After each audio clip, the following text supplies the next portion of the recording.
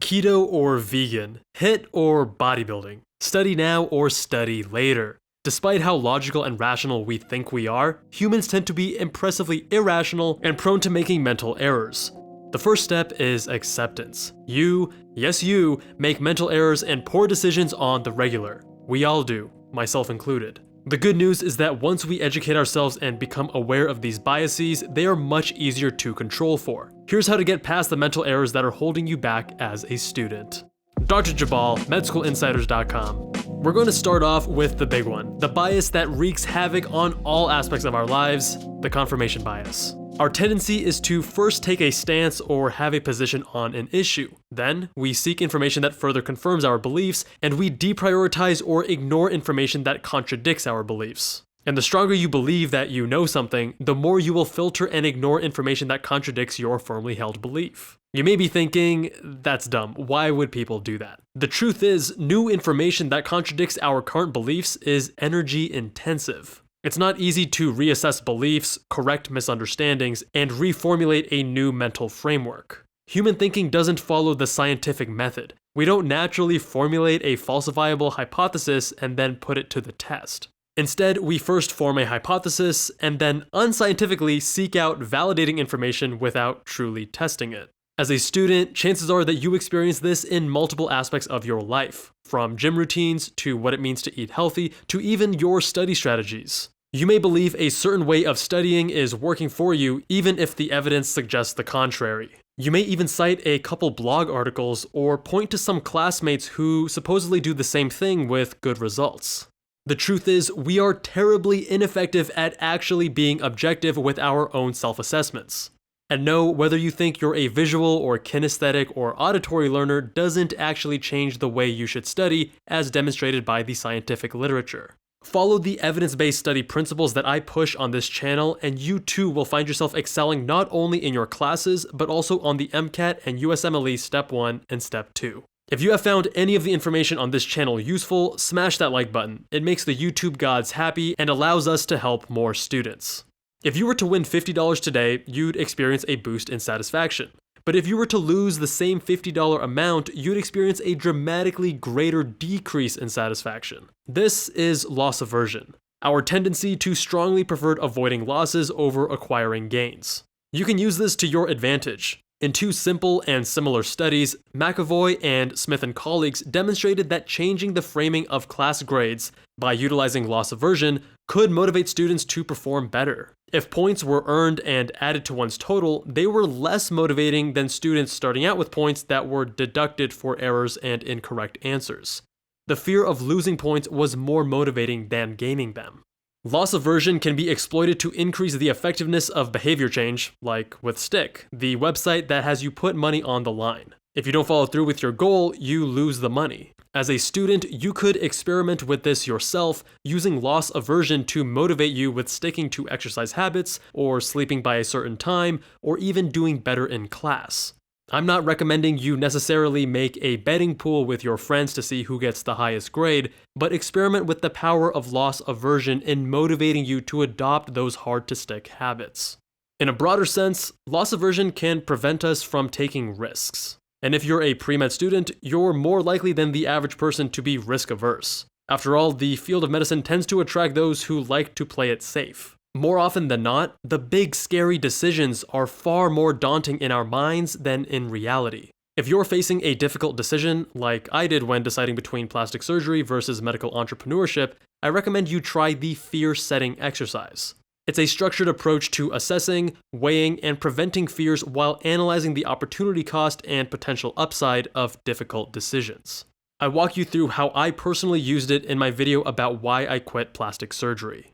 Lastly, one of our favorites, the survivorship bias, referring to our tendency to focus on the few winners in a selection process and overlooking those who didn't make it. We often hear survivorship bias as it applies to college dropouts. Steve Jobs, Bill Gates, and Mark Zuckerberg all dropped out of college to follow their entrepreneurial dreams, and each became wildly successful in their respective arenas. Does that mean that dropping out of college is a good idea and is more likely to result in a massive success?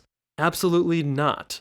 When you crunch the numbers looking at all of the people who dropped out of college, you'll find that the overwhelming majority were not better off than those who finished and earned their degree. It's just that the winners are remembered and the losers are forgotten, which makes it more difficult to assess whether a particular strategy leads to success. Students often ask me about the specifics of my path, because they believe that by replicating the details, like which major I chose or which schools I attended, that they could emulate similar results. I'd argue that those specifics are far less relevant than cultivating the right mindset, study strategies, and resilience to overcome the inevitable obstacles. I had familial and health challenges in college. Does that mean that you should seek out similar challenges for yourself?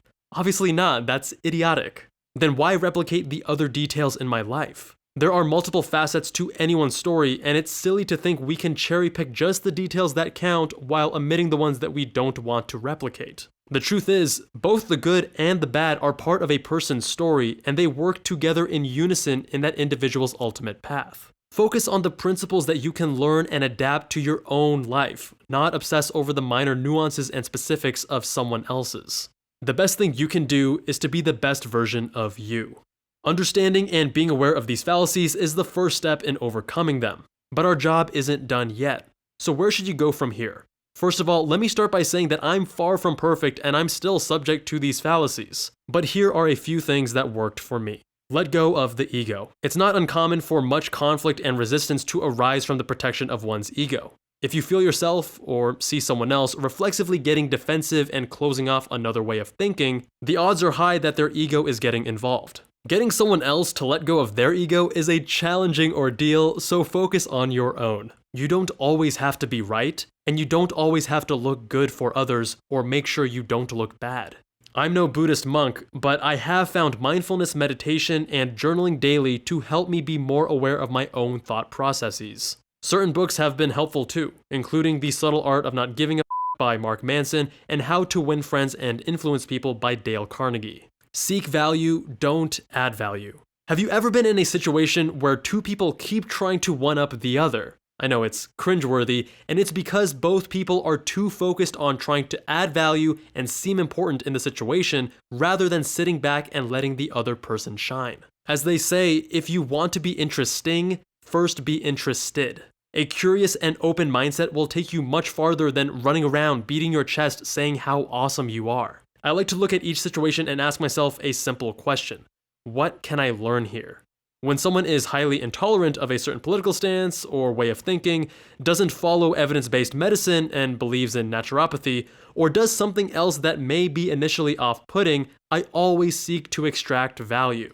There is always something I can learn from them or from the situation. And third, constantly question your assumptions. The sneaky thing about these fallacies is that they apply to the supposed facts that we believe. While they're easy to spot when we get into disagreements with other people, they're harder to see in our day-to-day lives. For that reason, structuring some self-reflection into your daily, weekly, or monthly schedule will serve you well. Tim Ferriss, for example, does the fear-setting exercise at least once per quarter, if not more often, as it's remarkably effective at identifying and moving past self-limiting beliefs and fears. I've also found that a daily journaling habit is beneficial in training me to be more aware of my emotional states and my thoughts rather than being a passenger to them. I personally use the Day One Journal app on my iPhone, which syncs to my iPad and computer. Every morning, it reminds me to journal at 7 a.m. and automatically populates a custom template to reduce friction and make me more likely to follow through with this habit. What are some other common biases or fallacies that you see students making? Let me know with a comment down below. The point isn't to eliminate all biases from your way of thinking. That's an unattainable goal. We want to simply minimize their influence so we can think more clearly. If you haven't already, please hit that like button if you learned something new, as it helps us a lot with the YouTube algorithm. Much love to you all, and I will see you guys in that next one.